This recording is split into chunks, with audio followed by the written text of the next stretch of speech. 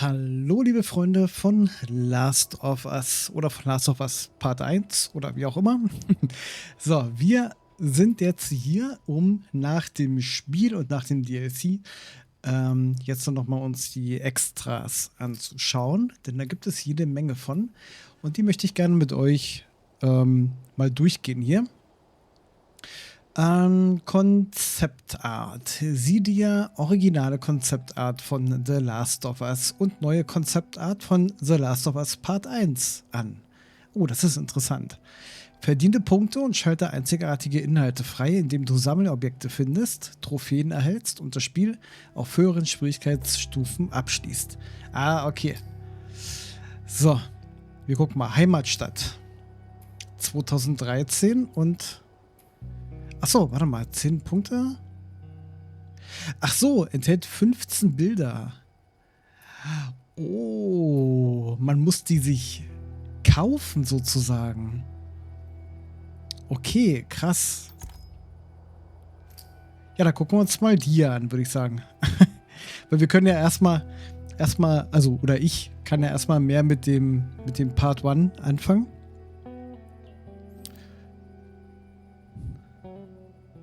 Das ist sehr cool. Das war auch so traurig am Anfang, ne, mit der Tochter, weil die ja auch so sympathisch war. Also allgemein diese Beziehung zwischen den beiden. Ja. Leider hat sie nicht lange überlebt.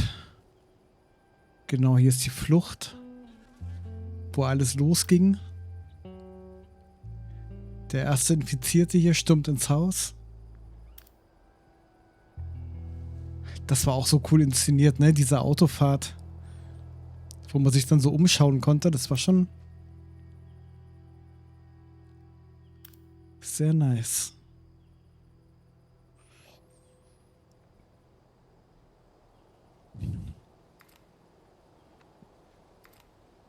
Cool. Ich meine, da muss man ja wirklich noch mal durchspielen, damit man hier alles freischalten kann, oder was? Verdammt, ich habe gar nicht so viele Punkte mehr. Quarantänezone. Ich glaube, da muss ich dann doch noch mal. Da muss ich, glaube ich, doch noch mal auf Mittel durchspielen oder so. Left Behind, warte mal, da will ich mal ganz kurz gucken, was da dabei ist. Da gab es ja viele coole Szenen auf jeden Fall. Also das war wirklich so ein gutes DLC, ne? Es war überhaupt nicht lang, aber es war gut gemacht halt, ne? Dieser Break immer, dieses Hin und Her swappen zwischen Gegenwart und Vergangenheit. Und dann bei dem einen halt ein bisschen, aber am Ende war ja richtig viel Action dabei nochmal, ey. Sowohl in der Gegenwart als auch in der Vergangenheit da mit dem Wegrennen. Da liegt da der Joel. Auch die Charaktere, ne? Also wirklich richtig, richtig toll. Ah ja. Der Gruselladen. War auch sehr cool.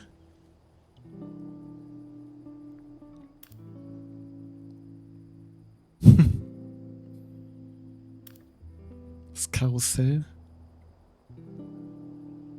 Übrigens, ich weiß nicht, ob nur mir das so vorkam oder ob es wirklich der gleiche Schauplatz war. Und zwar in Left Behind. Da waren wir am Ende, wo wir quasi mit dem Gerüst runtergefallen sind. War das die gleiche? Ah, nee, warte mal, das war ja. Nee, Quatsch, das war ja eine Sporthalle oder so, ne? In der Hauptstory. Da, wo wir das allererste Mal so einen Super-Infizierten da gesehen haben oder kam. Aber ich glaube, das war eine Sporthalle, ne? Hat mich so dran erinnert, deswegen muss ich das gerade nochmal loswerden. So. Genau, es war hier. Ah ja, mit dem Strom war das, genau. Ich mache mal den Zeiger ein bisschen.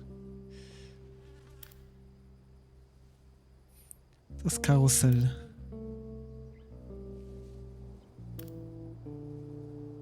Das war auch eine coole Szene, ne?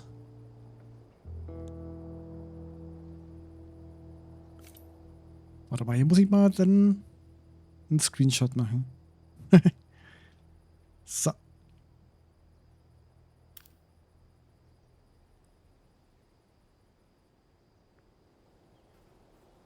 Das war auch cool, ja, stimmt, wo wir die Infizierten hier auf die gehetzt haben. Aber das war, mein Gott, ey, das war am Ende dann doch ganz schön stressig gewesen. Es gab halt keinen richtigen guten Fleck, ne, wo man sich verstecken konnte. Also optimal wäre halt hier oben gewesen, in dem hinteren Teil. Aber erstmal von da unten nach hier oben kommen, ohne entdeckt zu werden, das ist halt auch so eine Sache gewesen. Aber wir haben es ja dann letztendlich doch geschafft. Gott sei Dank. Das war auch super cool. Man hat so immer so richtig mitgefiebert mit Ellie, ne? Das war schon was Besonderes.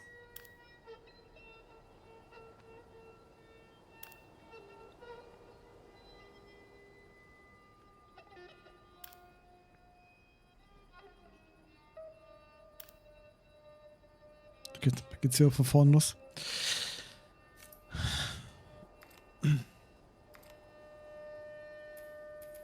Ferienort am See, ja.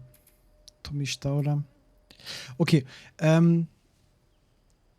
schade, dass man, ich würde so gerne alles durchgucken, aber ich würde dann doch mal in Ruhe gucken und entscheiden, was ich dann freischalte. Charaktergalerie ist bestimmt auch wieder zum Freischalten, ne? Ah, verdammt. Joel Jung, warte mal. Einfach mal. Oh.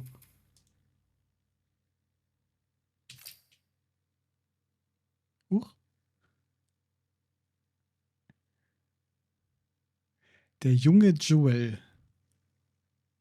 Bewegen, drehen, zoomen. Okay. Ein cooler Typ. Joel Sommer, Joel Gasmaske, Joel Herbst, Winter, Frühling. Mein Gott. Ellie Sommer. Warte mal, Joel und Ellie am Lagerfeuer. Das möchte ich gerne haben. Ah, das ist cool, das Bild. Das ist ja richtig cool. Finde ich auch voll nice, dass das so 3D-mäßig ist, ne?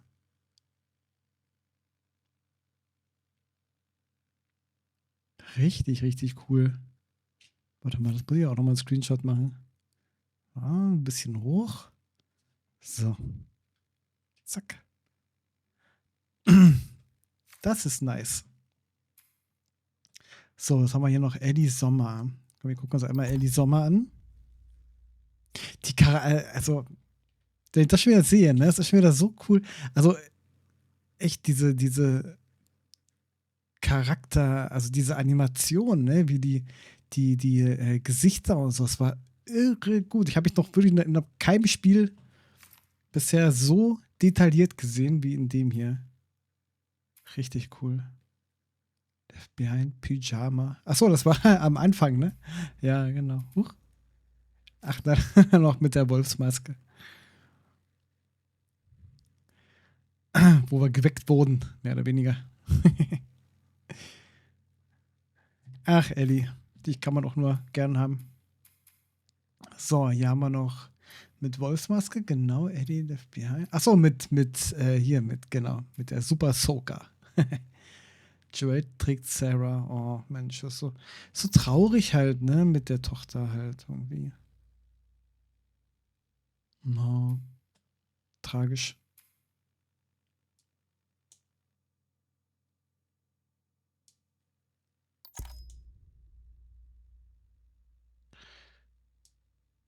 Eigentlich auch, oh, nein. Eigentlich auch tragisch hier um sie, ne? Eigentlich ist es ja eine gute, möchte ich mal meinen, aber war halt Maria? Achso, Maria war das war bei unserem Bruder, oder? Hier sind die beiden, Henry und Sam, auch tragisch gewesen, ey, mein Gott. Das war auch so eine krasse Wendung, ne, wo ich dachte so, Alter, krass. Ellie und Riley zusammen, warte mal, das gucken wir uns auch nochmal an. Die beiden, das ist mal wirklich toll inszeniert. Die beiden. Oh.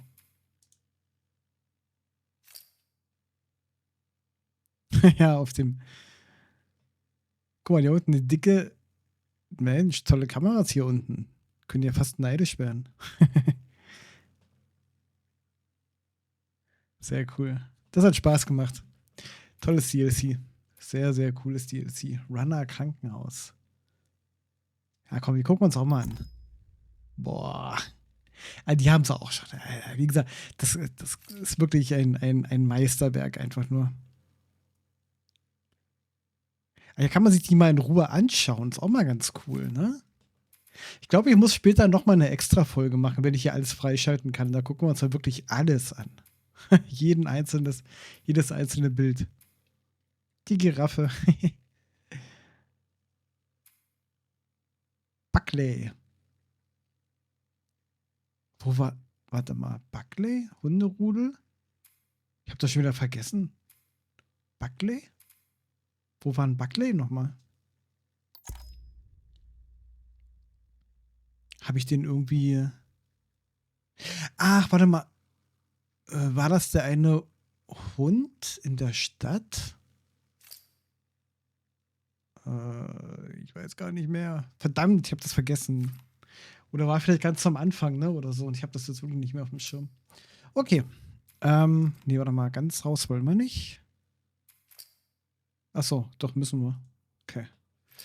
Gut. So, Charaktere Designs. Ach so, das war ja das Erscheinungsbild, ne?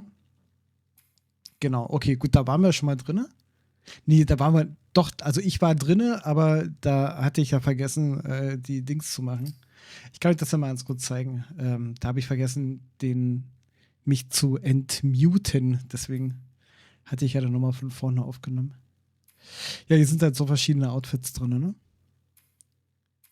Für Joel und für Ellie. Noch Rucksack, aber ja.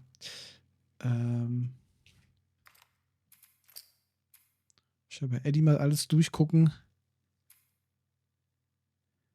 Da sind ein paar Franchise-Sachen mit drin. Das hier ist mega krass Kill Bill, oder? Ja, Jack and Dexter halt ganz viel. Ein bisschen Naughty Dog Stuff. Ja, kann man ja so ein bisschen sehen. Gran Turismo. Das kommt mir so bekannt vor. Ich weiß aber nicht, woher. Oh. Das kommt mir aber sehr bekannt vor. Das Artwork auf dem Shirt. Hier haben wir noch Left 4 Dead.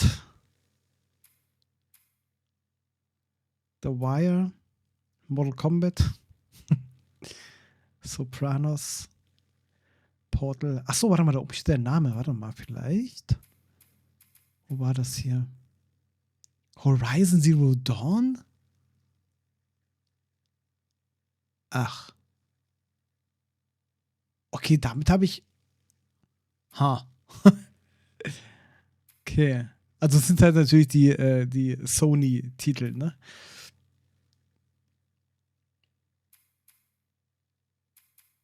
Aber das Bild hätte ich ja jetzt so mit vielem interpretiert, aber nicht mit. Na gut. Infamous. Also hier, ne? Resistance. Da steht ja da Ghost of Tsushima. Ah, okay. God of War, Ragnarok, okay. Ja, God of War ist auch noch so eine Sache, ne? Müsste man auch mal zocken. Die PC-Variante. So, gut, also hier gibt es wieder ein paar Designs. Render-Modi. Ändere das Erscheinungsbild des Spiels. Verdiene Punkte und schalte. Also, ja, warte mal, was ist denn hier? Keine? Grafisch. Halte Space gedrückt, um diesen Modus freizuschalten. Ach so. Ach was. Ey, was haben die denn alles hier reingepackt in das Spiel? Das ist ja Hammer. Voll in so einem Sepia-Look hier. 8-Bit. Oh Gott. Wie soll man denn das spielen? Wasserfarben. Verlies. Das ist ja krass. Leere, also Matrix-mäßig oder was? Pop-Poster. Aber so stelle ich mir das ja cool vor, ne? Mal so komplett in Schwarz-Weiß. Und mit einer Vignette, so wie es aussieht noch. Das stelle ich mir sehr cool vor. Hm. Dunkelblau. Achso, es ist so Night Vision-mäßig, oder? Kühl. Warte mal, ich guck mal ganz kurz runter. So. Warm. Strahlend. Noir. Blau-Orange. Ach, das ist Sepia. Okay, das andere sah aber auch ein bisschen Sepia-mäßig aus. Vintage.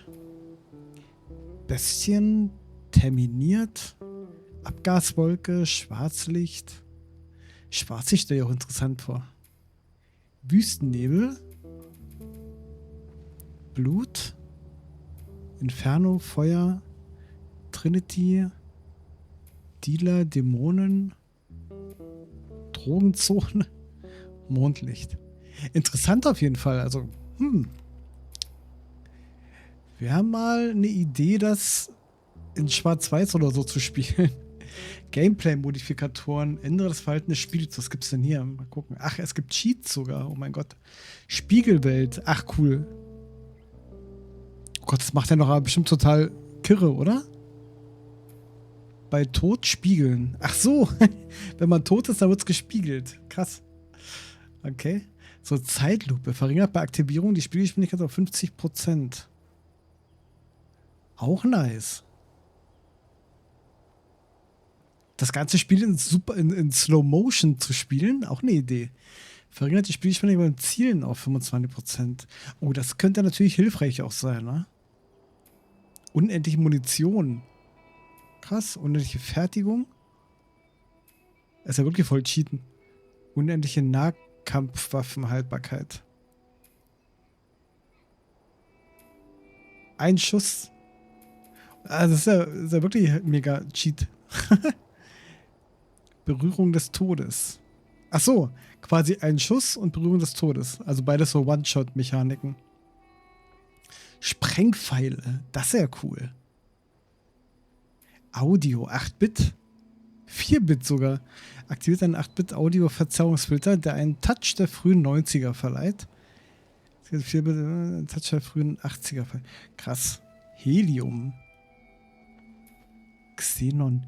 Das ist aber eine coole Idee. Schnelllauf-Zusammenfassung.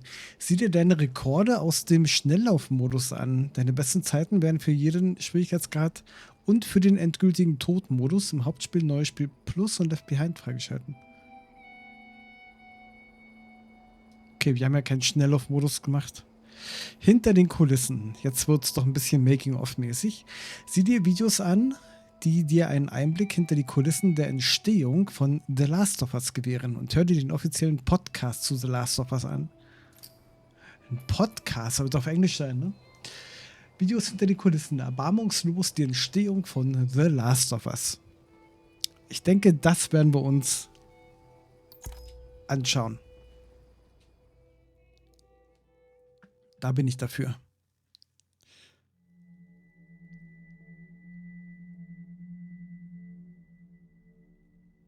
Complete the Game. Haben wir gemacht. Haben wir gemacht. Ist das deutsch untertitelt? Yeah, making the new IP is, how can I put it? It's just don't do it. Wartet mal. Ganz kurz, ihr Lieben. Wir gehen mal ganz kurz in Optionen. Genau, oder Untertitel können wir, wenn wir die jetzt hier anschalten, bekommen wir dann Story-Dialog, Story- und Kampfdialog? Achso. Namen, Pam, ba. Wir probieren es mal, ja? Also manchmal aktiviert man ja dadurch dann auch die Untertitel hier. Mal gucken. It's insane. Yeah. I mean, it's a very difficult process. You have more questions than you have answers, especially when you come from like you've been making Uncharted 1 and Uncharted 2, just kind of like now like things are going, you just kind of like good momentum, and then suddenly that momentum like just drops, it stops. It's a very challenging process to create a new IP, and you're gonna fail over and over again. But that's what it takes. New IPs are really hard.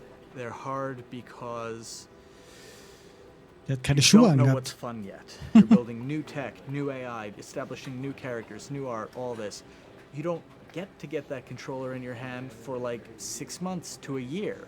You don't know what it is yet. I remember like ages ago coming on the project and what are the infected gonna do? Like, what are they gonna do? They're gonna behave like this. I'm like, okay, we're like trying to imagine what's gonna happen. Fast forward like 4 months, they don't do that at all because it didn't work, right? It's hard mode, right? Like, it's game development on expert. There's a big thing about making a game, right? Which is a game has to be fun. You get your first build where everything's working. You got player mechanics. You can walk around the world. You can shoot. You can melee attack people. You've got the AI in there. They're very intelligent, very difficult, and it's totally not fun because they snuck up behind you and murdered you in a second, and there was no way to figure out what was going on. We're making a game, by the way. Hey, James.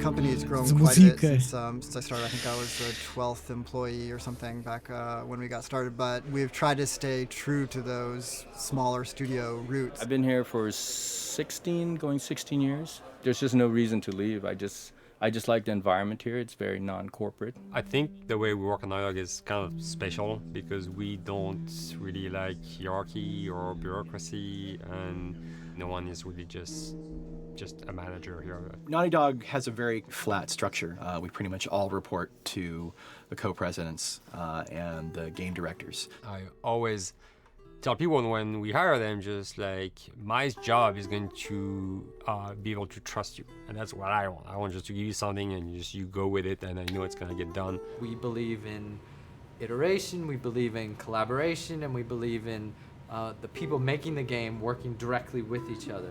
When we have designers and artists, animators all mixed up, anybody that's working on the same tasks, the same characters, the same areas, put them next to each other so they can communicate a lot better. We don't have a lot of meetings because if you need something to get done, you just walk over and you talk, and then you go back to your desk and you finish it up.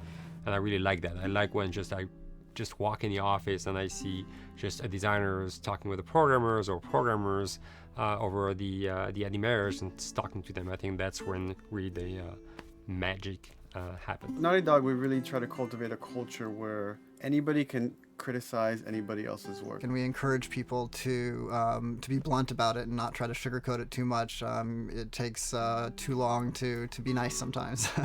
It's not personal. It's based on more like how can we make a better game. We want everybody to have a voice. We want to cut out all the bullshit if we can, making sure that people are making decisions not based on ego, but what is going to benefit the game. When you see that people trust your opinion and that they value it, it's such a great feeling. You really feel like you're working as a team on a collaborative effort. We want to sort of remember where we came from and you know why we were successful then, and try to continue that success now. We make games.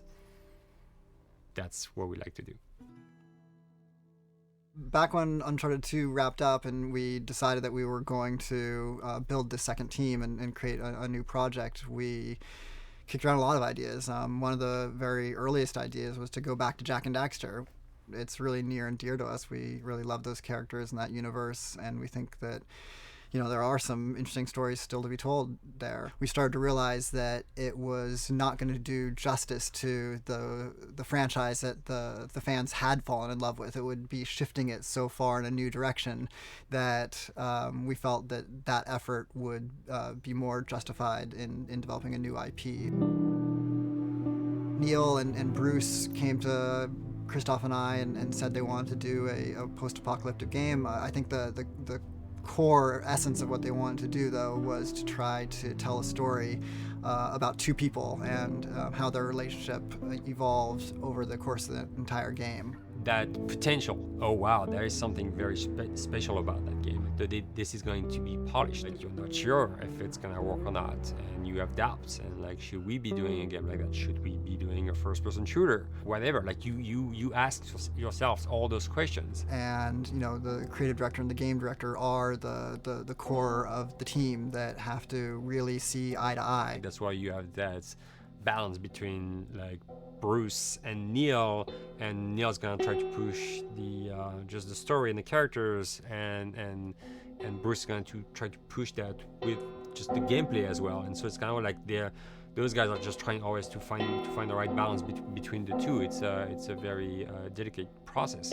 We feel that the interactive medium has an untapped potential to touch the feelings of the player. You have that connectivity, the fact that I'm actually in the world and participating in what's happening on the screen in front of me gives us some sort of advantage to make you feel connected with what's actually happening. At Naughty Dog, that's what we're trying to do, is pair story and gameplay together. If we can make you feel like you're actually with these characters on that journey, and you're invested in those stories and those characters, then you're feeling, in theory, the same thing that they're feeling.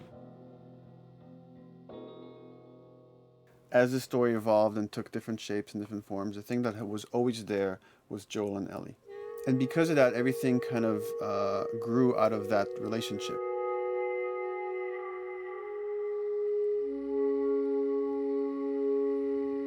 We've seen kind of that role of the anti-hero change, especially over the last 3 to 5 years, to where before it was like, you know, the thick-neck mercenary kind of guy.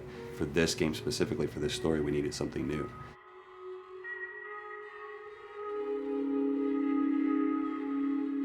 The reason we didn't want to make Ellie Joel's daughter from the get-go is because it wouldn't have anywhere to go. Of course, at that point, he'd be willing to do anything for his daughter, because that is what a dad would do for his daughter. If they didn't even know each other at the beginning of the story, then we start from scratch. It's almost like the player has the same relationship to Ellie as Joel does. And we could take our time to build that relationship between these characters, and if we do it right, then the player will be feeling that same growth that Joel does, and we're kind of mirroring that emotional relationship between the two. Das war so gut einfach. What are you doing? Killing time. Well, what am I supposed to do? I am sure you will figure that out.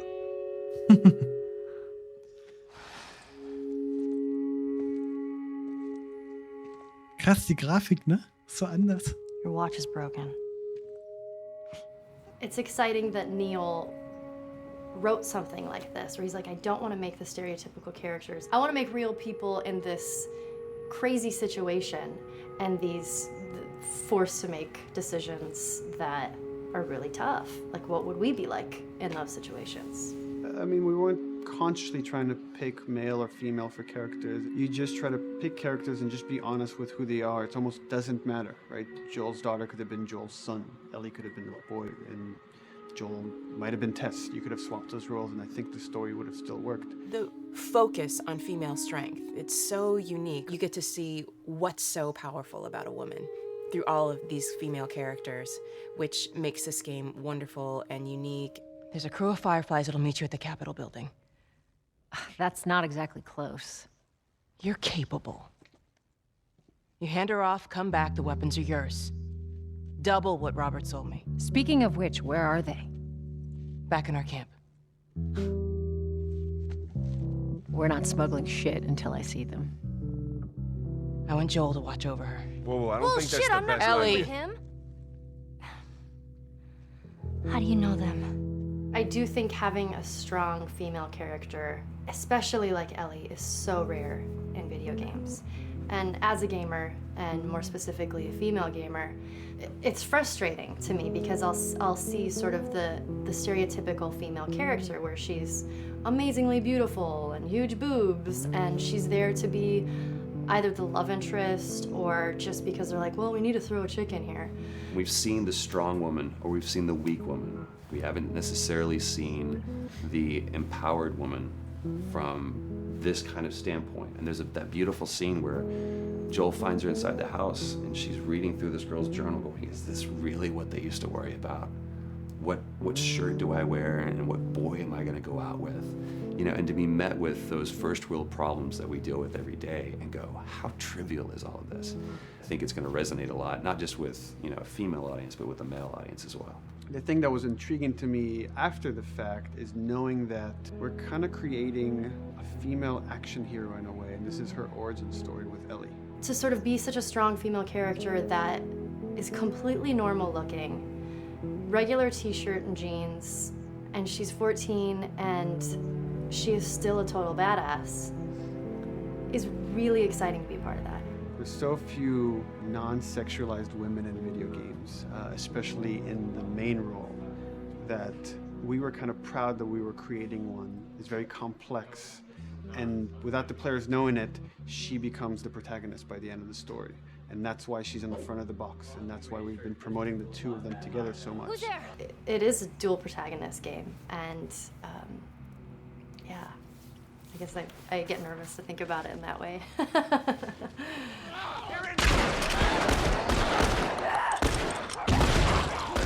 We couldn't talk about it. In fact, in interviews we've been lying about it, saying you never play as Ellie because it was so important for that to be a surprise. Sorry, journalists. Here we go.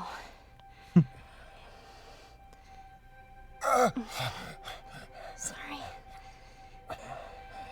Hold on. That's it. The tone of the game was set pretty early on that we knew that we wanted to make a really grounded story. We knew that we wanted to make the player feel the sense of tension and dread and go through the same emotional roller coaster that Joel and Ellie were going through. One of the things we kind of struggled with is to say, well, if we want to really ground this world and make it so like realistic, maybe we shouldn't have anything that could be perceived as a monster.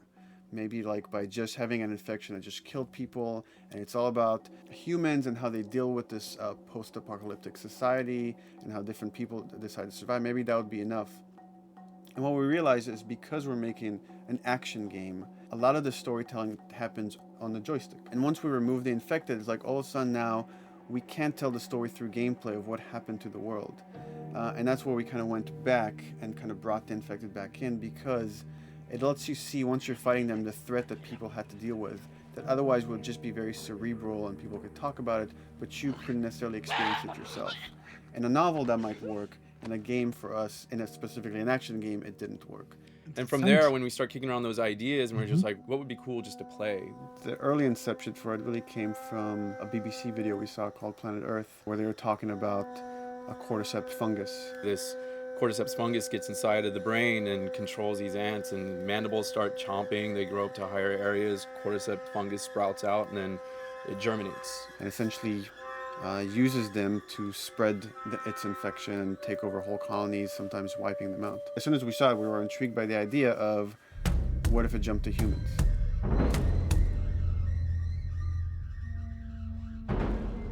So what would happen? How would people react? What would happen to society?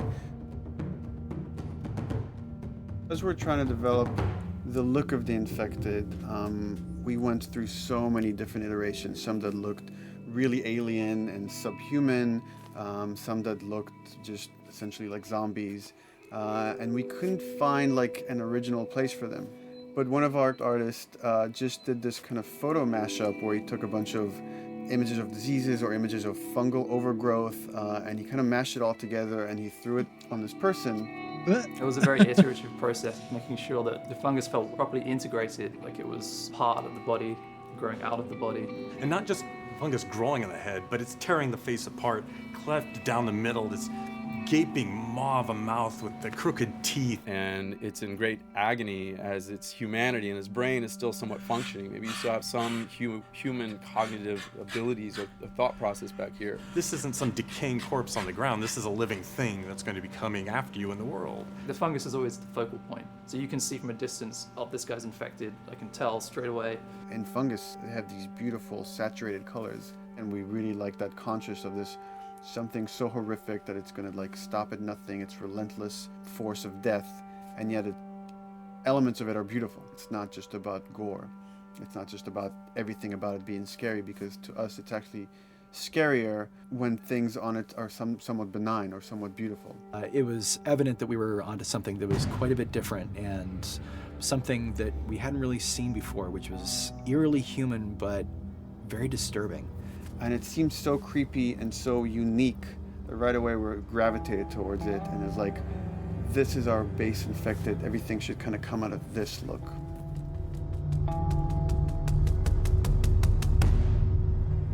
So once we had this idea of the face-splitting kind of look that eventually became what we called the clicker stage. We went to great lengths to create a full biological cycle for these things. So in the early stages, you don't actually see too many signs of the fungus surfacing out of the skin. It's kind of underneath it, like people have lumps starting to show. The eyes will be kind of cloudy or lopsided because the fungus kind of originates inside the head. That moves into the next phase, which is the clicking phase. And if they mess with the eyes, we end up saying, well, how do they get around? Oh, echolocation. And they use a form of echolocation to track down their enemies. Just like bats, or even some blind people can see by making a clicking sound, a sound that on its own wouldn't be very scary. And then to associate it with something that people in this world are very fearful of, so that as you're exploring an environment, all of a sudden you hear this click, and you're seeing everybody just get frightened, just everybody duck, everybody hushes. Great.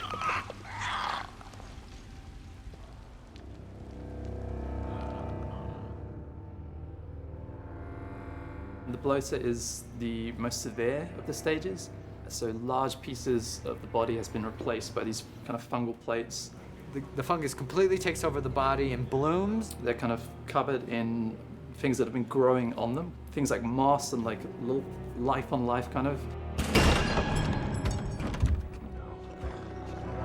What the fuck is that? Goddamn bloater! When the infected feels like it's going to die, it finds like a dark corner and it becomes part of the environment. The human elements aren't there anymore. And then the body is gone. They lay down and sprout and then spew spores. And if people can breathe those spores, they become infected as well. It all had to kind of make sense of how each stage flowed from one to the other. And that's hopefully how we've created a world that you can kind of look through it and understand the science behind it and say, I could buy this, I could get into this. Das haben sie geschafft, ja, definitiv. Das haben sie geschafft. Mandatory evacuation. Evacuate to where? What do you think? Quarantine zone. See, some places got a heads up before the infection showed up. Most didn't. Over the course of Joel and Ellie's journey through this game across America, you find all these different societies, all these different enclaves, and you get to see how do they deal with the infected. Without the manifestation of this infection, you can't have these people making those interesting choices.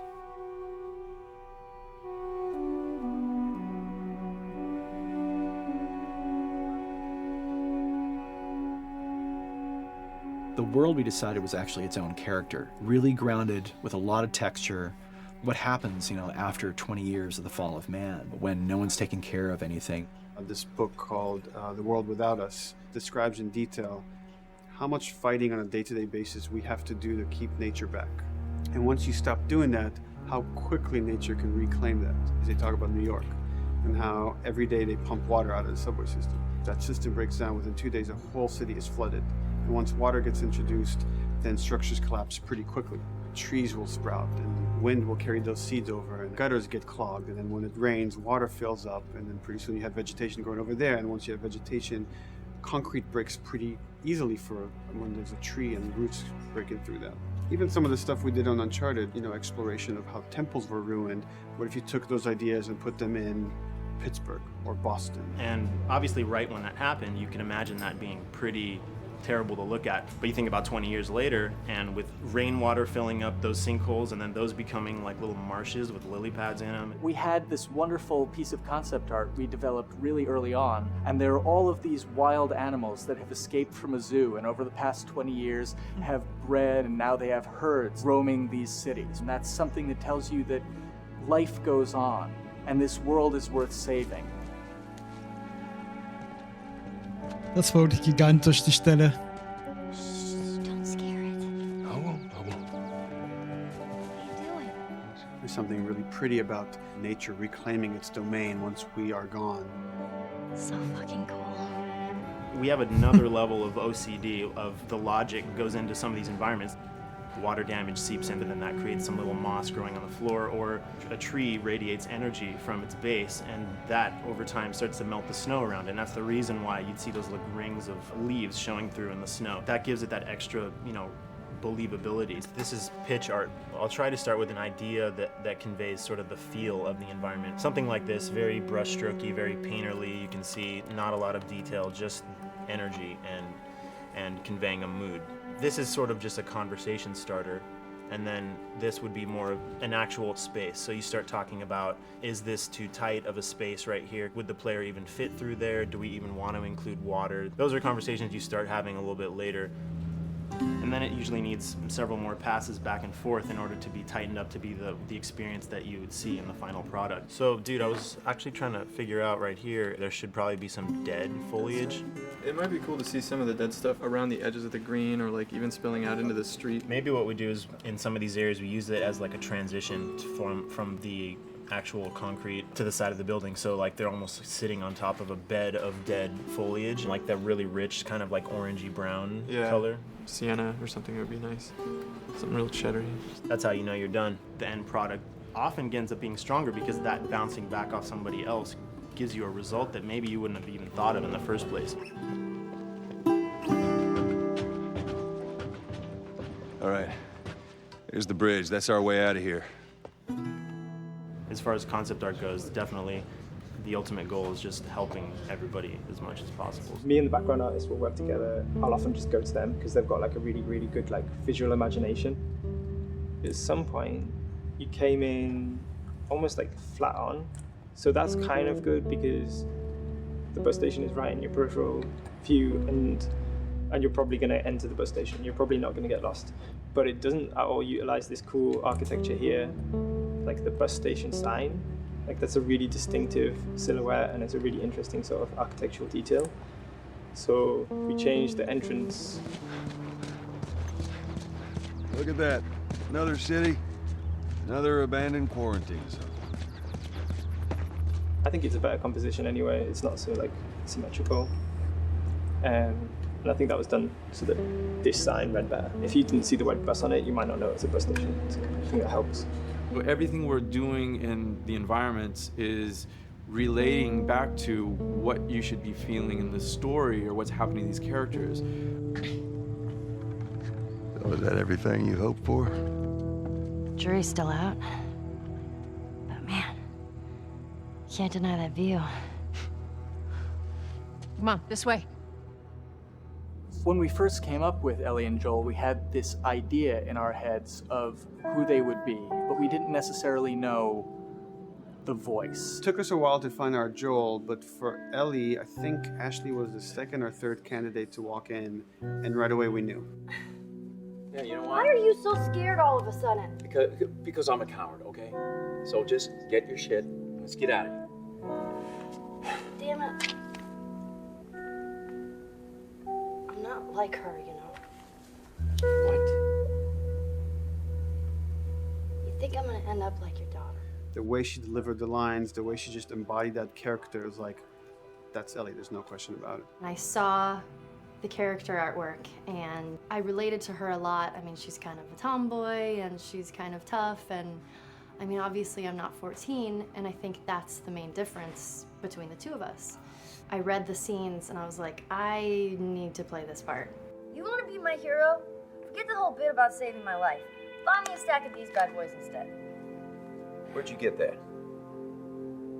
Back at Bill's. I mean, all this stuff was just lying around.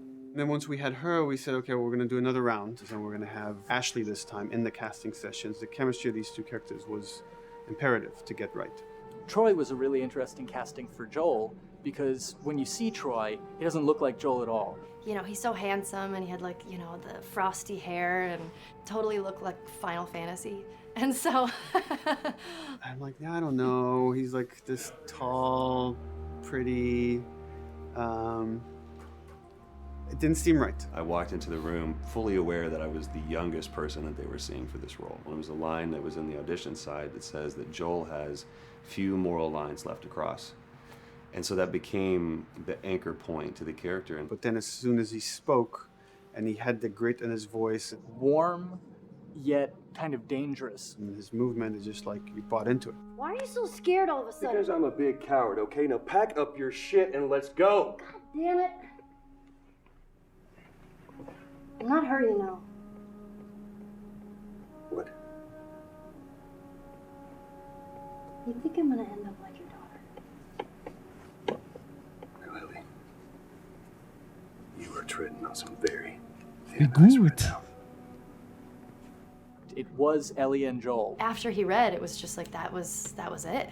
I've done some video games in the past, but to be handed the mantle of a franchise like this was a pretty big honor. Is she alive? She's alive. She's David's newest pet. Ah! Where? In the town. She's in the town. You mark it on the map. It better be the same exact spot your buddy points to. Neil pulled me aside one day, and he said, I have some ideas. And as you're well aware, Neil is a little twisted. He came up with this character, and, I just jumped at it. It was such a departure from everything I've done here for Naughty Dog, to say the least. Name's David. This here's my friend James. We're from a larger group. Women, children.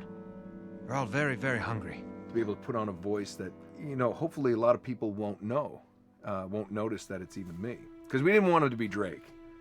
Drake eating people, that's a whole nother game. How did you put it? Tiny pieces. See you tomorrow, Ellie. Das war certain auch so voices that I gigantisch. could do wouldn't fit the David's artwork, but he showed me the art, and I said maybe it's something like this, where everything's, it's very quiet, and just, he's not really sure, and the voice can break a little. And he just looked and goes, yeah, that's it.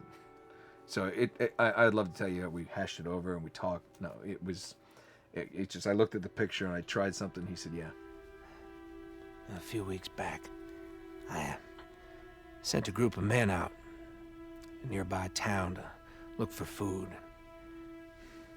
Only a few came back. And turns out that the others had been slaughtered by a crazy man. And get this, he was with a little girl. You see, everything happens for a reason. Claire.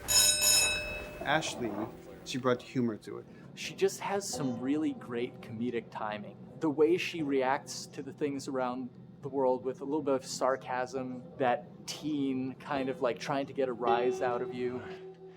Now watch your step as you're going out, because it's going to be a little...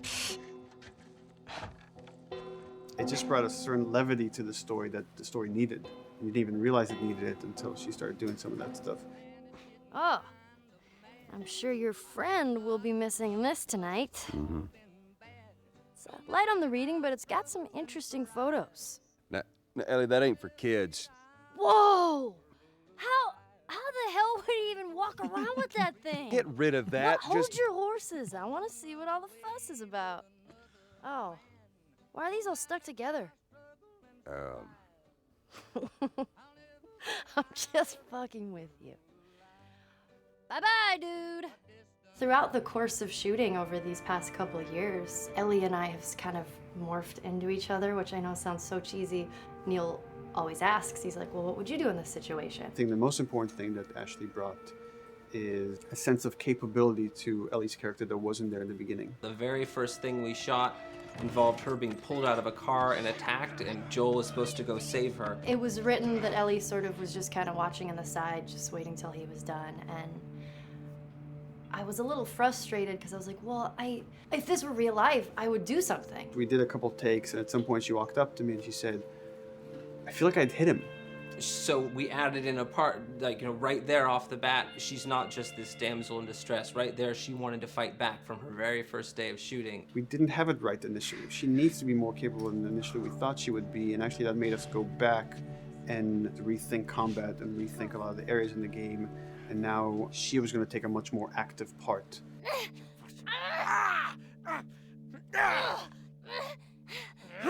Anything that requires, a lot of body movement, we do with the actors on the mocap stage. And we try as much as possible to use our actual principal actors, use their body motion as well as their voice. We capture it all at once there on the stage. Having the actors perform as well as being recorded at the same time was imperative to get an accurate performance. Because every time you split up the performance in any way, you lose some of that magic where they did a gesture or they delivered the line a certain way. And those things have to be in sync, or there's just something subconscious that's like off-putting about the performance when you don't do it that way. You are treading on some mighty thin ice here.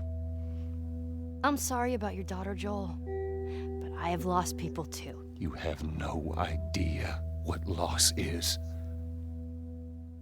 Everyone I have cared for has either died or left me. Everyone fucking except for you. So don't tell me that I would be safer with someone else, because the truth is I would just be more scared. It gives you the most authentic, most realistic performance, because you're actually there, not just making your own choices, but making your own choices based on the other people that are involved in that scene. So you get this truly natural approach to things, and it shows up. It's like theater in the round. You can do anything from any angle, and the smallest, most subtle thing we'll be able to pick up. There's no place to hide. So you have to be as prepared as possible, because you have no idea which moments they're going to use. There are these little improv moments and little nuances that you get that probably isn't scripted, that just comes out of play, while they're performing. That mistake that is just blossomed into a really good idea. Did we improv on The Last of Us? Yes. Yes, we did. Doing this was a whole lot like being 5, playing in the backyard with a stick, and this is my machine gun, and a pine cone is my hand grenade. It's all your imagination. I'm doing the exact same shit that I did 45 years ago. I just get paid for it now. We square. We're square. And get the fuck out of my town. I don't do a lot of voiceover work, so for me it was nice to be able to work off of your other actors. I can't imagine it working any other way. I'd never done mocap before. I didn't know what to expect. The suits were crazy. Yeah, the suit gave me wedgies. Like deep wedgies that I had to pick out with my middle finger. Too much information. Just how damn sexy I look in a motion capture suit. I look like 10 pound of sausage in a 5-pound casing in that thing, man. Once you get past the fact that like everybody else and you look like weird clown people with these little dots and stuff, once you like give over to that, it really was pretty easy to make it just feel like you're in the moment and in the scene. Leider verstorben, die Gute. This is a slam dunk. This isn't just another gig to them. And that creates a really cool energy for people to really start experimenting and playing jazz. Floor is yours. And action.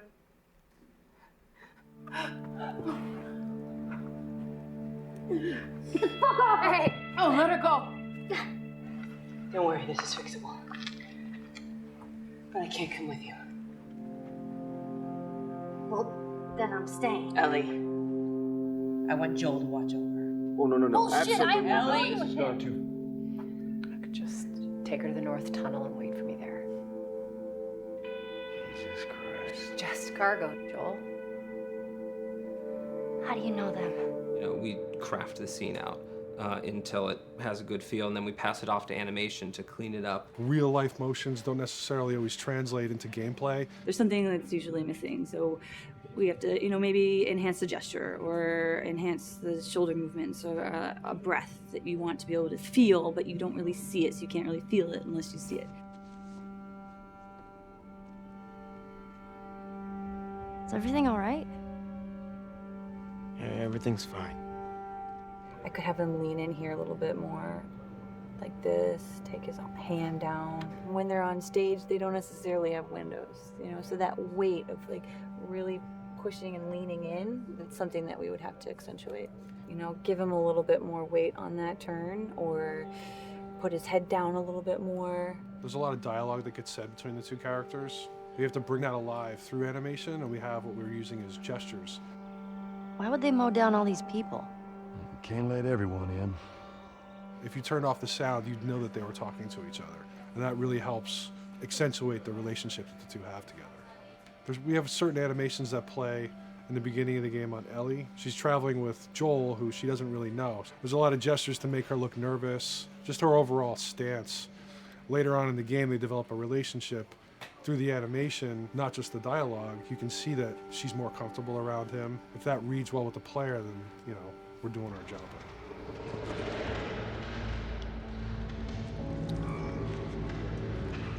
We want her to look scared. When she gets a gun, we want her to look scared of the gun.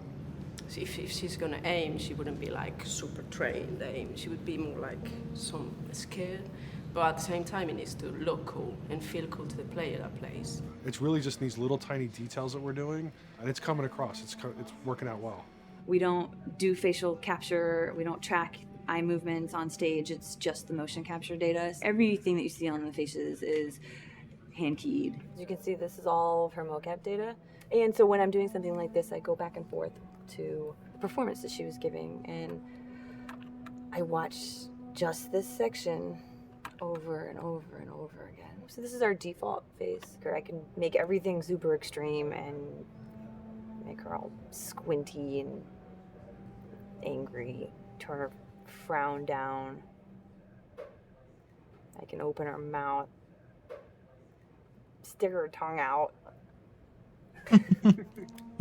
Listen, watch. Okay, where's her mouth at this point? Like, is it open? Is she making like a grimace? About Tess.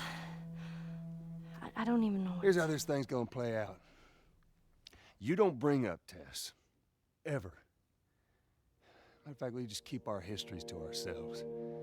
We shoot all of it to just get the body motion, and then we'll do a second pass with the cameras. The scene's playing back on an overhead projector, but it's also playing back on a monitor that's attached to my rig. Sean and I would go to the stage and motion capture the camera filming the scene, and so he would get a whole wide shot, a whole close-up for the whole scene. You know, you can change your lenses, you can use your standard 35, 85, 50s, whatever, all that sort of live action camera cinematography, you can apply it on stage. We make sure to go back in and add flaws. We keep the confinements of the room so the camera can't go past a certain wall, because then we have this cheated perspective. If the cameraman bumps into the wall, we keep it. You know, missing focus hits when you're pulling focus, going too close to a character and reframing, those little moments in there kind of keeps it very cinema verite. If everything was too perfect, you wouldn't be able to put your finger on it, but you'd be able to feel it. It would just feel off. It's very much about grounding it, despite having, you know, the option to do whatever we want. Being able to place the cameras anywhere we want after the motion capture gives us both advantages and disadvantages. The biggest advantage is it means that we just have to nail the best performances we can get, and the luxury is that we can always swap it. The 3D world gives you limitless opportunities with cameras and movements, exposures, all that stuff. Most of these cameras are sort of set up like real world cameras. So we have lens, we have f-stop that will create the depth of field. We have aperture to, you know, set our film back and all that stuff. And a master, and then I have my close-ups, my over-the-shoulders, sort of just like a live-action production. Let's go to camera 30 at the 23.458. Then I get that kind of weird, you know, bend across his back. The closer I bring the camera, the more bend I get, which is, you know, doesn't look right. It doesn't look as, it looks less cinematic than if I do that, which flattens the whole thing. And I'm trying to also catch Ellie. Like if you scrub a little more, you know, catch her in the back here. So I want a longer lens and that kind of stuff. Since I've only had experience working with live action before I got into video games, it was a kind of a cool adjustment to be able to have this extra flexibility in post, to swap a line of dialogue for something different, even though that's not what the actor said at that time, and to be able to still have a close-up on them while they said it. You get to make it probably more perfect than you could ever make it in live action. How far are we gonna take as far as it needs to go. Where was this lab of theirs? Because our actors are both the voice and their body, they get to play, they get to try things, they get to work with our director to kind of come up with new ideas, or even our director will have a new idea on the spot that wasn't there in the script, but realizing when he sees it, oh, well, this would actually be better, this might feel better. And those changes all just happen organically there on the set. He could even lead straight into his thing. It's like, no shit, yeah, Tyler wanted to do that, so we rented 2 Harleys and drove cross country. Keep it pretty succinct. Like, we got the bikes, rode them cross country. Cool. It's shocking to me that this is Neil's first time directing. There was a specific tone and a specific approach that Neil and Bruce wanted to take with this. It just came down to, there's nobody knows this story better than you, and then there's nobody that knows these characters better than you. Why don't you just do this? He and I actually had a conversation about it. He says, I think I'm gonna try this myself, and I'm not sure. Neil was fantastic. The floor is yours. Okay, so remember, you've been running away from this turret-mounted truck. If you come to this dead end, you're going to look up and see a potential way out. Okay. And action. Check it out.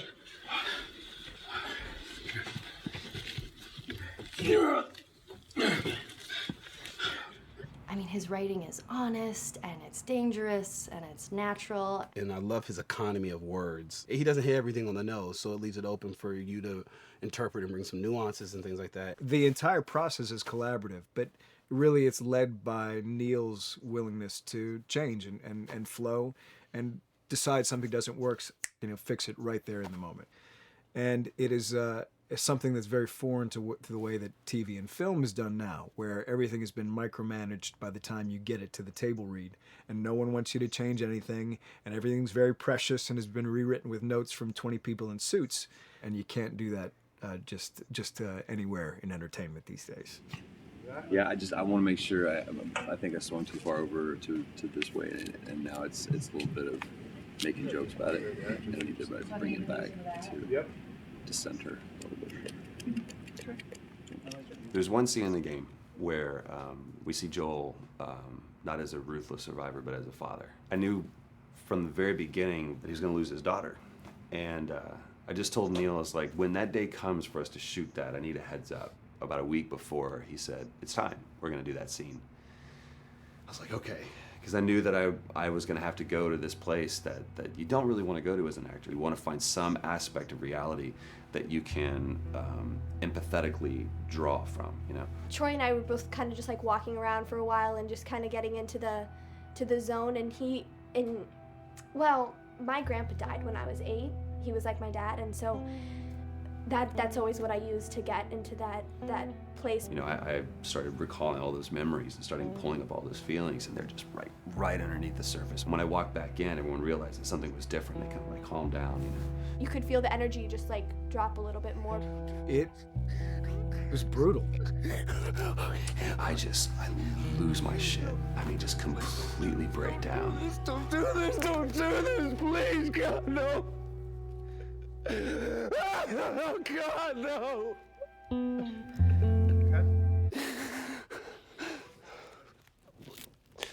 The soundstage was deathly still. That was the first take, and I felt really good about it. And it's like Neil said, okay, let's do it again.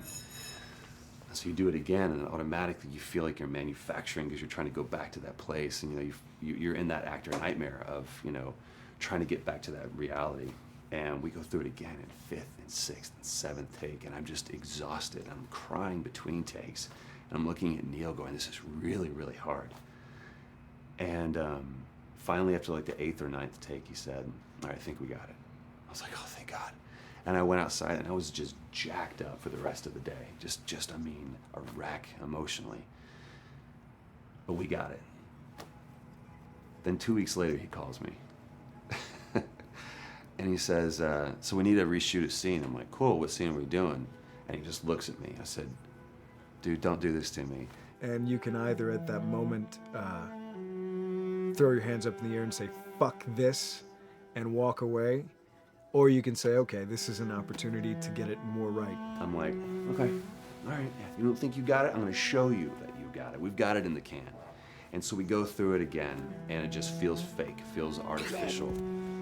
And Neil goes, go through it again. We start doing it again. And I'm getting madder and madder with each take. And finally, about the 4th take, Neil comes over to me, and I love him so much. He goes, So I'm picking up on some resistance. I was like, you're damn right you're picking up on some resistance. We've got this in the can already, and we're just wasting our time, and we're wasting all this effort and energy.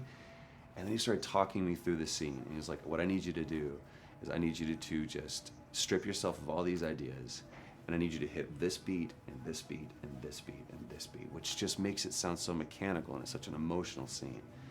So we start going through it, and literally I am mindlessly doing these things at this point. Okay? I know it hurts, baby. I know. So I'm gonna lift you up. I'm gonna lift you up. I'm gonna get you over here. Come on, baby. Come on, work with me, please. God, baby. Sarah. Sarah! Don't do this to me, baby. Don't do this to me, baby. Come on. And he stops, he goes, now we got it. And I realized that the reason why I wanted that first take to work was because I wanted everyone to look at me and go, wow, what an actor. And that's not what the scene needed. Those moments where you just have to sort of calm your ego down and just go back and do your work. That scene actually works, not because of me, but in spite of me. And that really is the marker and definition of working with a truly good director. There are many like it, but this one is yours. Why don't you have a seat? All right, everybody calm down. Thanks, guys. It's the director's chair. Working on the project, we knew we wanted to have a pretty minimalist soundtrack. And we had a folder where we just throw music in there. Looked at the folder one day and we saw, we have a lot of stuff here from Gustavo Santaolalla. We're looking for a composer. What if we reached out to him? Oh, no. Sarah. Move your hands, baby. I know, baby, I know. Listen, baby, I know this one. You're gonna be okay, baby. Stay with me. I want to pick you up. I know, baby. I know it hurts.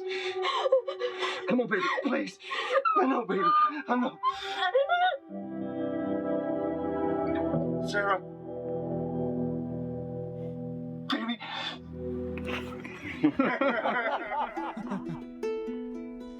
Ja. Gigantischer Soundtrack. Oh Gott.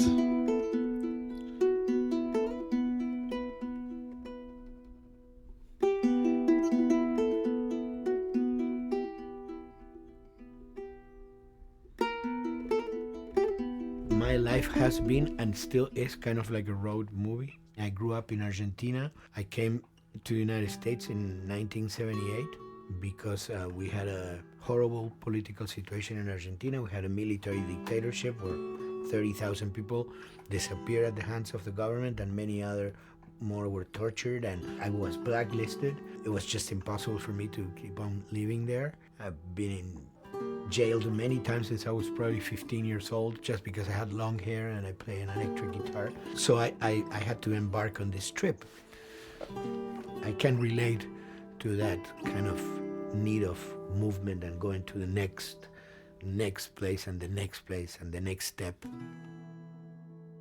I'm always attracted to the possibility of getting involved with a project from the very beginning. I like to work from the script and talking to the director. It's never been, oh, give me a piece like this or give me a music that's this. It's just been very high level. Here's what the story's about. Here are the themes. Go write some stuff. Since I don't know how to really read or write music, the way I produce music is actually recording it. So I like to come early in the projects, and I did in The Last of Us.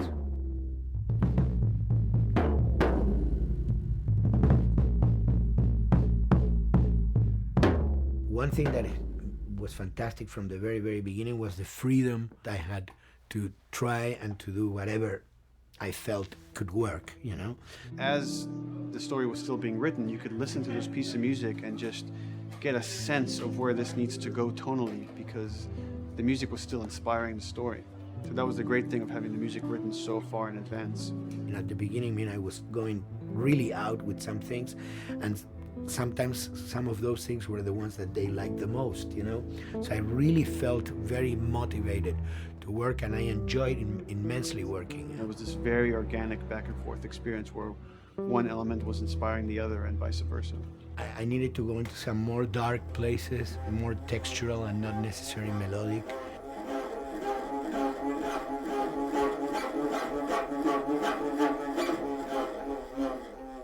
I'm always trying to sort of push myself into playing instruments that I don't know how to play. There's an element of danger and innocence. Lennon once said, you know, give me a tuba and I will be able to do I'm an artist. I should be able to do something. I like to put myself in that situation.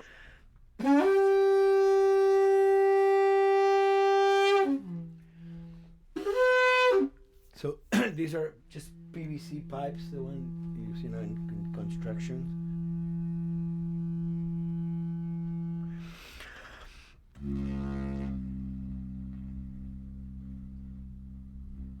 Or instruments that I know, kind of twist them. From the concept of the prepared piano, you know, I mean, I've worked with prepared guitar to stick things into the guitar and things like that. And also in The Last of Us in particular, I work with a detuned guitar. So I really tune the guitar extremely low. And the result is, you know, strings that are very loose and will produce not only sound, but produce noise.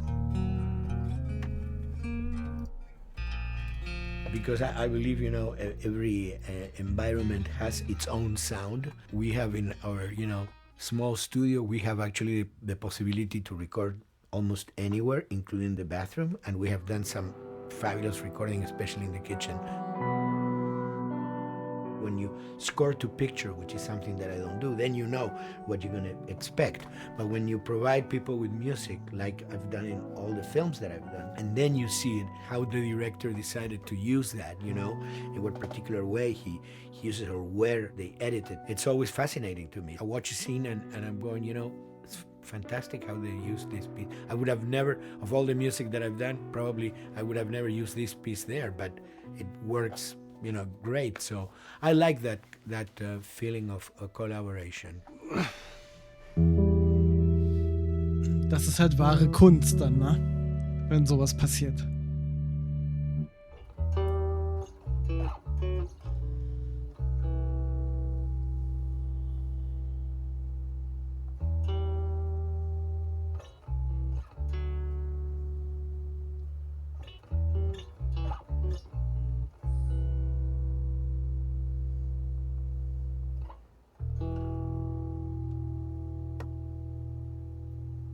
I think, you know, the guys also that work in programming and adapting that music to the game, they should share a lot of the credit for the end result. In the beginning, there was silence. Yes.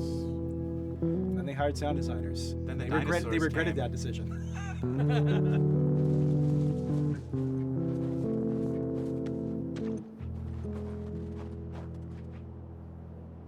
Hold it steady. Ha! Got you! In a much quieter environment like that, we really had to fill out the soundscape with much more natural sounds, much more detailed, delicate sounds. The tension comes from the lack of sound, in a way. Your brain is thrown off because where I expect to hear buses and crowds, all of a sudden I hear wind and leaves rustling. Again, it's creepy and beautiful at the same time because it's almost like I'm going on a hike, but I'm in a downtown area. Das war wirklich cool.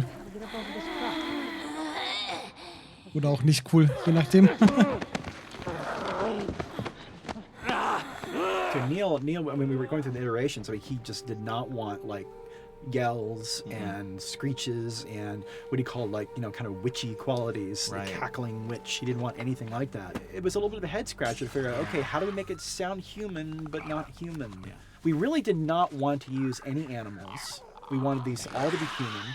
Derek and I basically decided to hire a couple of voice actors who did some interesting work vocally to come see if they could come up with something. And we worked with this girl, Misty Lee. She started giving us these really great screeches. That's no process. Holy shit, Yeah, that's just her voice. And it started going into this little click. We also used a little bit of Phil's voice.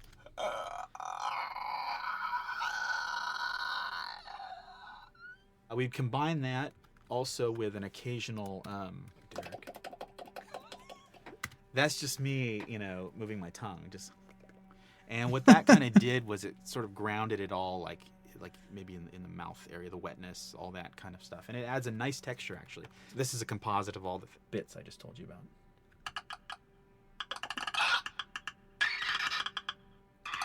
So krass einfach, ey. Sounds like a Snapple bottle. Oh, the lid? Like the lid, yeah. That's a good idea. Fuck, where were you guys like months ago? Why didn't we think of that? Why did we think of that?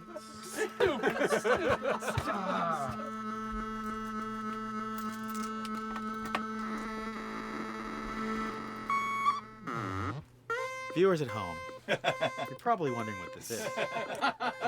Let me tell you. About 10 years ago, I saw this Synthy A suitcase synth. I wanted to get one. This finally arrived in January, just in time to start using. I thought, well, what can I do with this?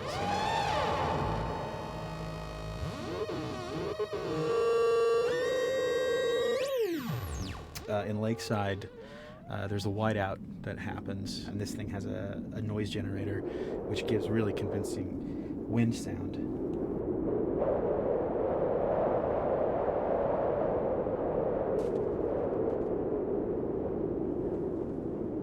The military still has technology. There's sirens and alarms, so I wanted to try some new concepts.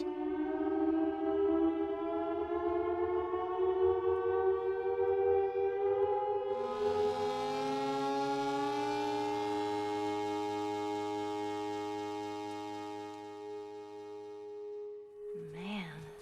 What? Nothing. It's just... I've never seen anything like this, that's all. You mean the woods? Yeah. Never walked in the woods. It's kind of cool.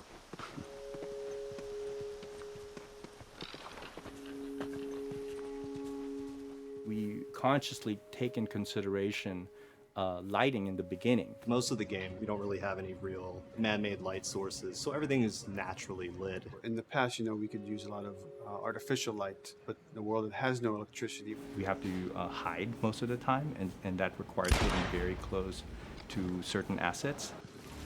Just stay back.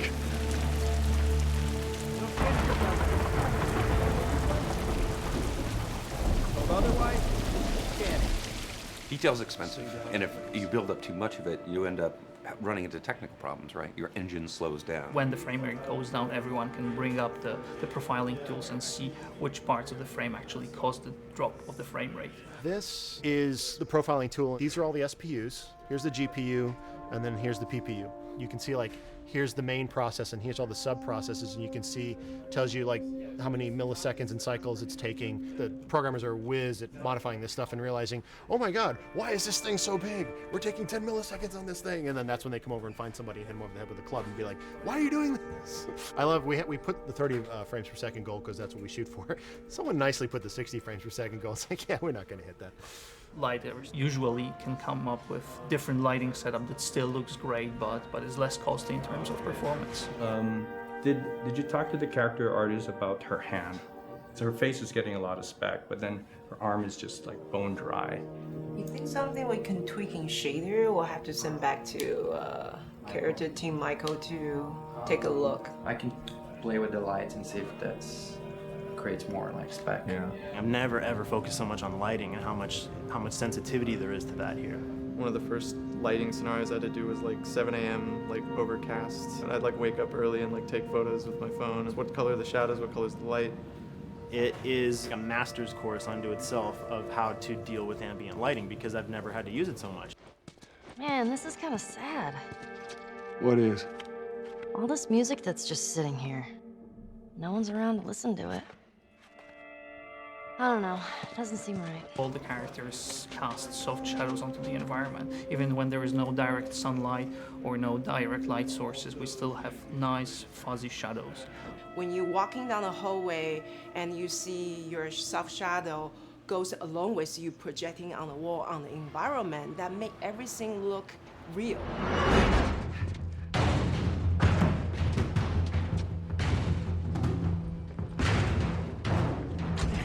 Follow me through here. Okay. The flashlight brought a whole new spin on it. So some of the environments end up being really, really dark, and you need the flashlight to get around. Give me your hand. We want to have the environment be really dark, but also at the same time have colorful surfaces that are sort of hidden, so when a flashlight hits one of those, it bounces off onto the ceiling. If you shine a light on a red wall, it will bounce the red lighting on the whole environment. And it's very difficult to do, very expensive, but we did it. Everything should have a bounce lighting, otherwise the world is gonna feel dry and unrealistic.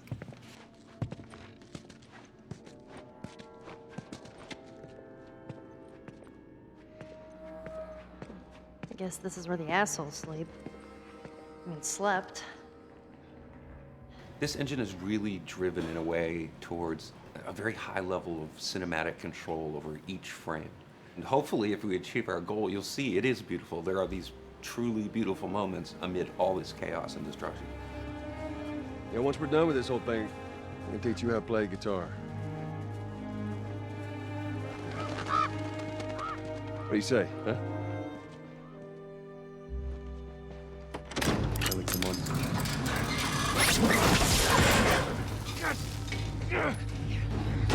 I got you. Damn it, Bill. What just happened? One of Bill's stupid traps. There, that fridge, it looks like that's a counterweight. Okay.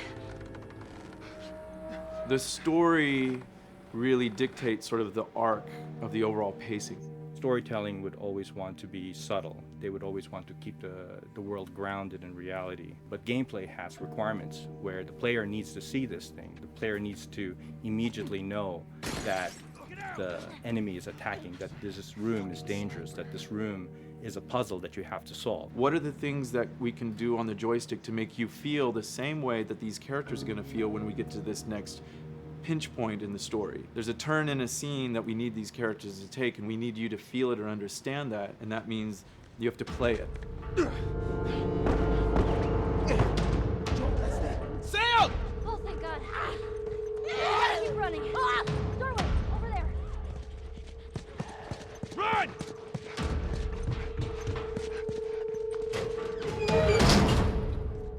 We really want to make sure that there's that contrast between the negative space and then the high tension spikes.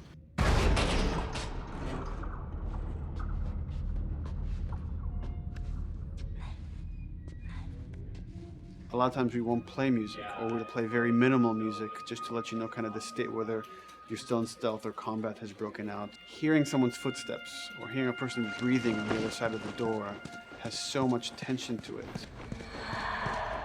You hear that? Shh, quiet. You feel the tension of the world, make you question whether you want to engage with these guys or kind of try to stealth around them. That's another reason why we don't have traditional cover in the game. You smoothly move around everything, contextualizing with the environment, but you're never locked down.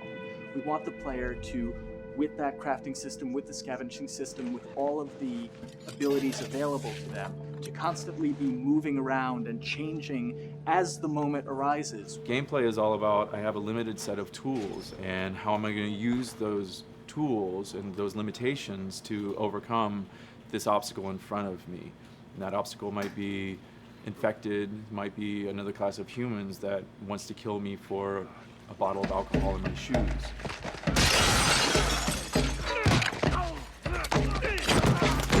It was important for us that we don't underplay the violence, because then the threat doesn't seem as real.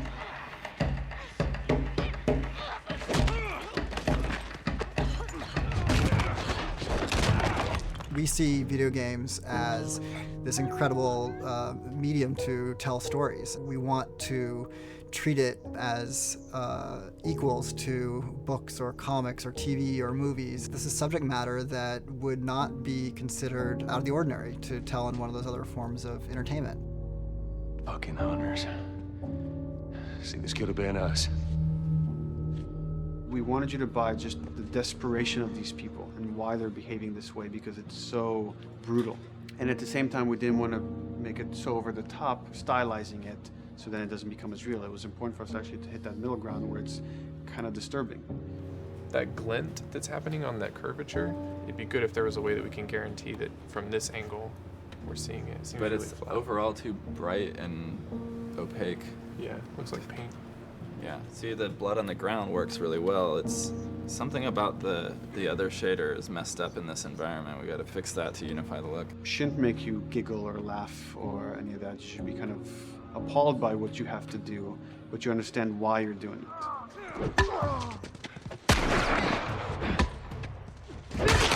You want to feel each hit. You want to feel each concussive strike.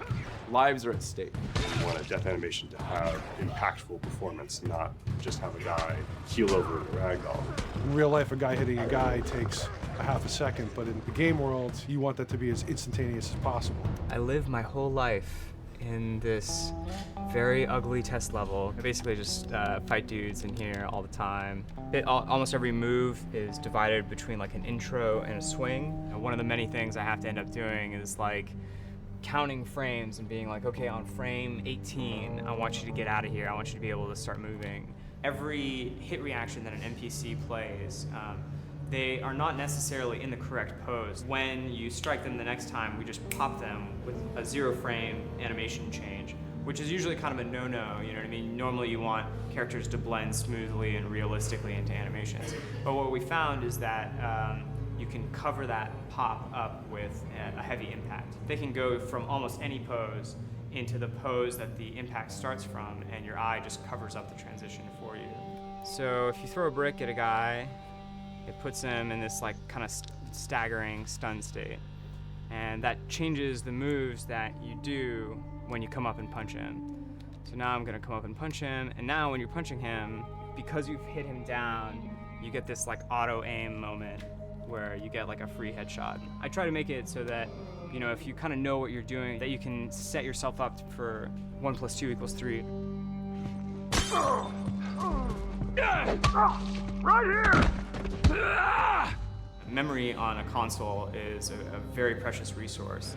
All of Joel's animations with every weapon, all the NPC animations, the stealth kills, you know, all of that stuff happening need to fit within a 4 meg to 5 meg memory footprint. This is a list of everything that's loaded in game and how much memory it's taking, because memory is our most precious resource right now. So we have a level, we call it the bookstore, it's in Hunter City, and this is a zone, for example. So when I set an AI to this zone, he will never leave its boundaries. I want guys to guard this exit where you have to go through, so I'll zone a couple guys around there to make sure that they, you know, they can fight you and use all this cover, but they want to stay around this door. This is another key component of the AI, is what we call the nav mesh. This defines the overall play space of where an AI knows he can or cannot go. Hey look, that's where a cover used to be, and there's a hole cut out for it. I gotta fix that. Here's some other wonderful things. See these little red polygons? Yeah, that means they're not linking right for some reason, so that means they can't really walk through here properly. It's a bug, and I need to fix it. Welcome to my life. Hey!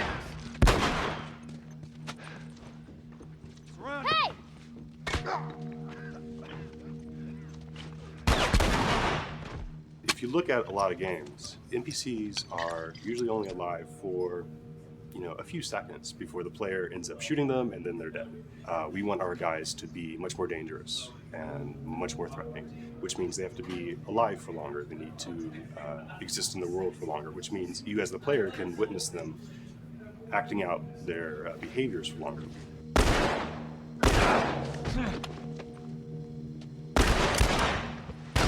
So we've been working really hard on our AI systems. Back of the box, biggest bullet is going to be like AI.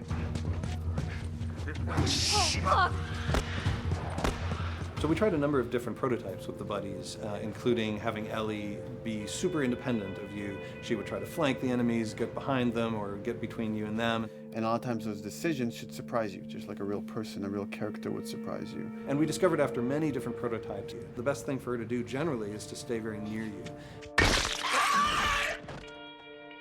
You need the exploration, you need the scavenging, you need something to say like, okay, if we just crank it to 11 the whole time, then it's pinned up there and there's no time to breathe, no time to assess or analyze, and no time to really contrast. There's no way of shifting the pacing.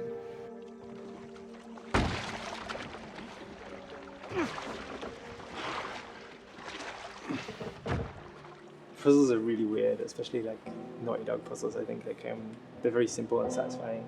Most of this puzzle is strict exploration. You can see the ladder here, you can see the pallet there, you can see a clear route up to the ladder. So you're like, okay, maybe you have to get Ellie to the pallet, push the pallet over to this side, and like Ellie will climb up and lower the ladder.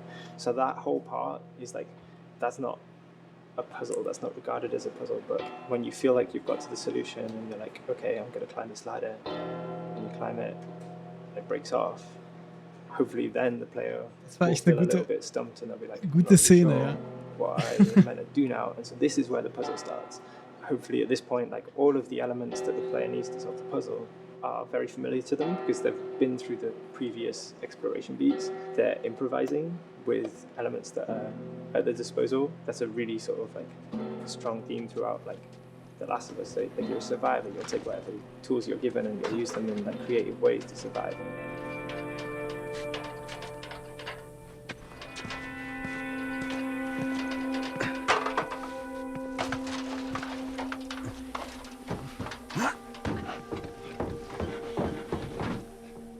We set out to create something kind of new to Naughty Dog, this crafting system. Our lead designer, Jacob Minkoff, he got this book of like the survivalist handbook and homemade munitions and all sorts of funny stuff. Just start reading about, okay, if I was just wandering around in a collapsed society, this world, what stuff that seems like I could find? Alcohol and sugar, if you want to make a smoke bomb. It's difficult to balance the right amount of resources against what you think the player's going to need and making sure that the player feels like they're getting just enough to survive, but not too much that they feel like they're a powerhouse.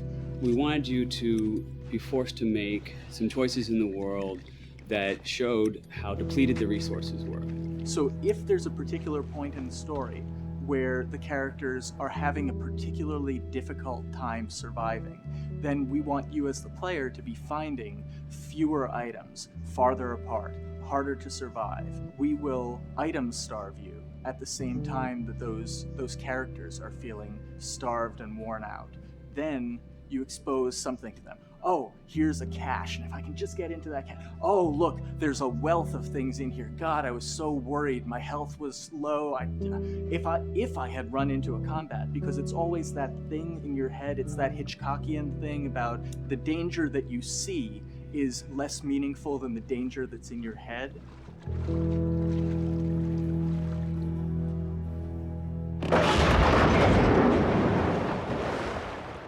When we're designing the levels, it's nice to have the stuff that we know people are going to encounter. We kind of call this some of the critical path stuff. These are the things that 9 out of 10 players are going to find. They're right in the way. It's where you have to go. And then whenever designing a level, you want to have that little nook and cranny, right? You want to reward the player being like, oh, you went over here.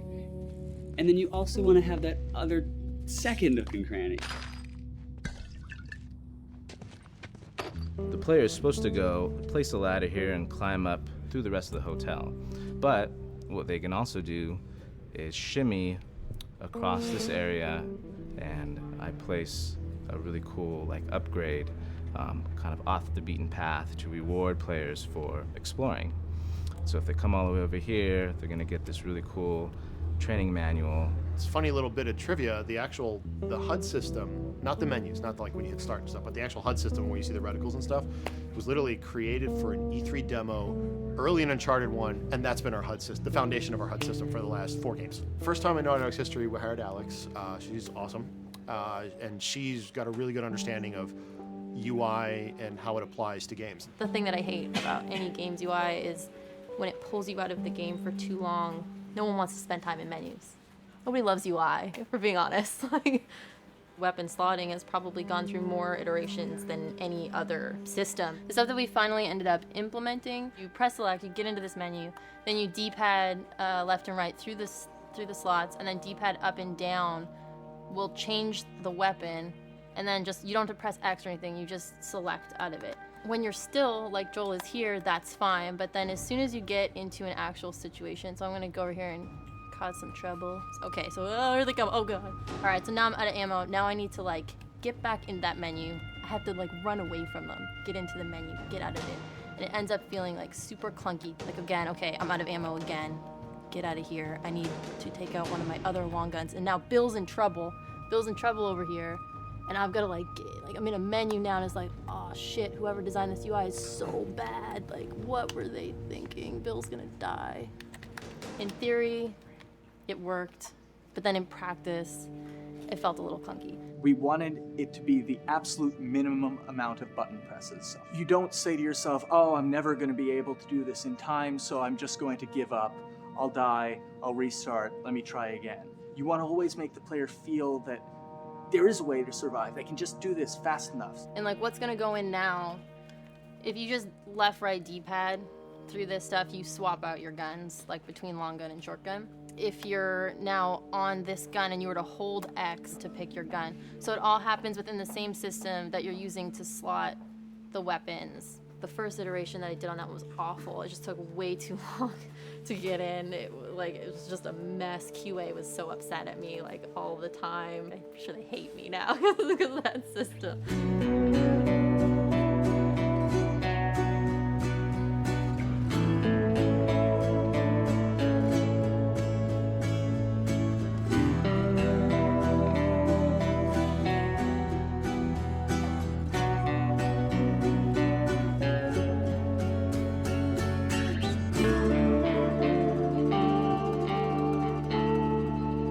I think the way the industry is kind of maturing and changing in general, you're seeing a lot more focus and importance on refinement and polish. So having internal QA really helps.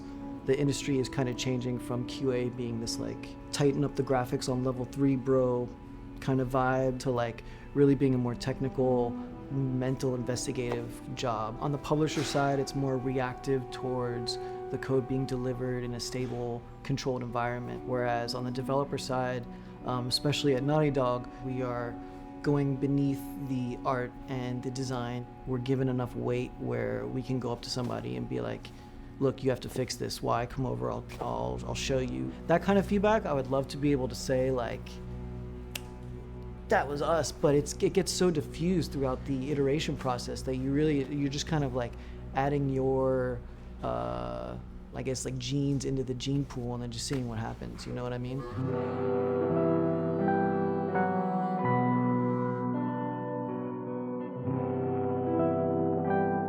Everyone's working all the time now.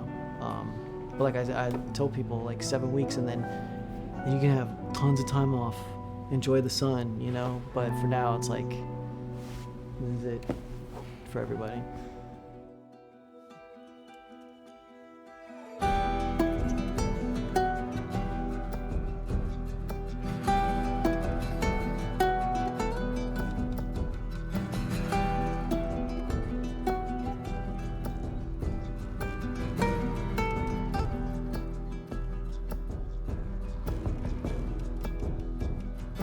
Crunching is been is part of making games. I feel it's human nature, right? If I'm gonna have a guest at home that's gonna come for a couple of weeks, I'm probably gonna clean their room just the day before they arrive, right? And I think it's the same thing. It's just like everything comes together at the end. I personally enjoy crunch. I think you get this like absolute laser focus because it has to come together. There's a camaraderie that also comes There's a camaraderie, totally, yeah. The vibe is everywhere, you know what I mean? Everyone's kind of like giving it 150% at this point. We're getting there, right? You start to get these glimmers, and I don't think anyone who doesn't make games realizes how late in the process you get those glimmers. 1 week before we shipped that press demo, we're all like, this kind of sucks. What's going on here? It's like, we need to dig down and find this. And in 1 week, the fun came together. Like you're shooting at a guy and then somebody flanks you and you hit him and you avoid the other guy who's shooting you and then you flank and go behind cover and you're like, oh, that 5 seconds in that 15-hour game was really, really fun. How do we make that 5 seconds happen thousands more times? My favorite video game is making video games. It is as challenging and as complex and as interesting. We had to like try all the things that didn't work. What's hard about crunch? It's like, marching through that swamp of it not working. I mean, nothing's ever really final because you can always make something better, always. So we're constantly changing and constantly reiterating and trying to make it better and better and better, pretty much until we ship. As an artist, you're never really happy with your work. You could be given like 100 years to work on something, you'll still find things to nitpick and things to fix. Yeah, you can work on the game for 10 years and you'll still be crunching at the end. So it's like, okay. All of a sudden, it's like getting ready one morning in the shower, and I was just like, oh yeah, I'm about to ship another title, and this is going to be a really good title, and it gets you excited, and you're like, all right. Do I think the game's going to be good? Yeah, it's going to be awesome. I think it was good a little while ago, and now we're going to make it extra kind good. of amazing. Yeah. What it will take to get there in these next 5 weeks is going to be a lot. I'm excited. I have faith. Every time we're shipping a game, it's terrifying. You just hope for the best. You don't know, right? I mean, people have different opinions. We have to go with our guts, and I trust the team just to pull it off. This, hands down, is the hardest, most challenging thing I've ever done. We sweat a lot, and we worked a lot, and we all went home tired, you know? But I think that's you're gonna see that on the screen. I think that's gonna pay off. Ellie? Ellie? What? The ladder. Come on. Right. After David, Ellie's visibly distant. You could have done a cutscene to show, hey, you're being very distant, and she's not responding, but to also do that in gameplay to where it's something that you've done just countless times throughout the game with, let me boost you up here, get the ladder, bring it down so we can do this systemic thing, and the character responds with that, and you have to actually go over to her and go, hey, come on, the ladder, we've done this, let's do this. It's a subtle choice. Like Bruce and I talked in the beginning, is like we have these mechanics, how can we exploit them in a narrative sense? And that's one of those opportunities. I just think it's incredible that happens in-game. It's not a cinematic, it's something that adds weight to that controller when they're playing. Wow, so good! Let's go eat. Let's go eat.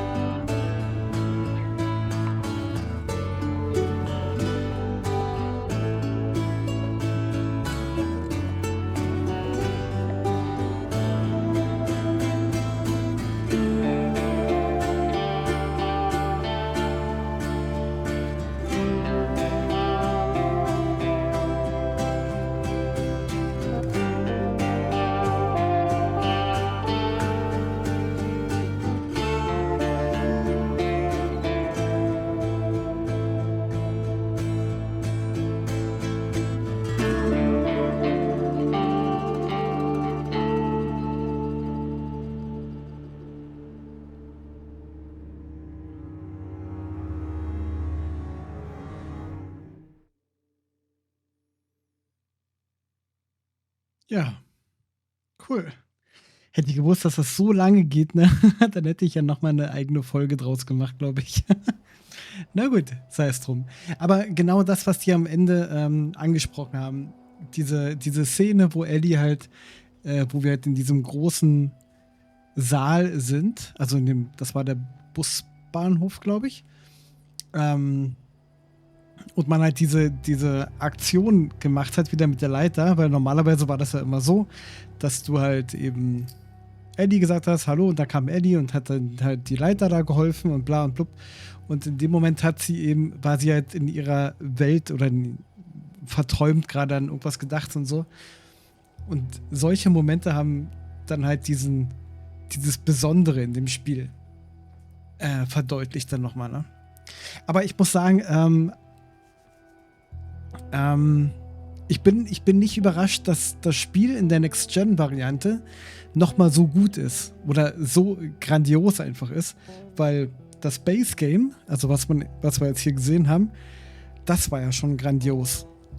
Aber dadurch, dass die jetzt sich halt noch mehr austoben konnten, war es halt einfach nur noch irre. Also mehr kann ich dazu nicht sagen, halt einfach, es ist einfach Wahnsinn. So,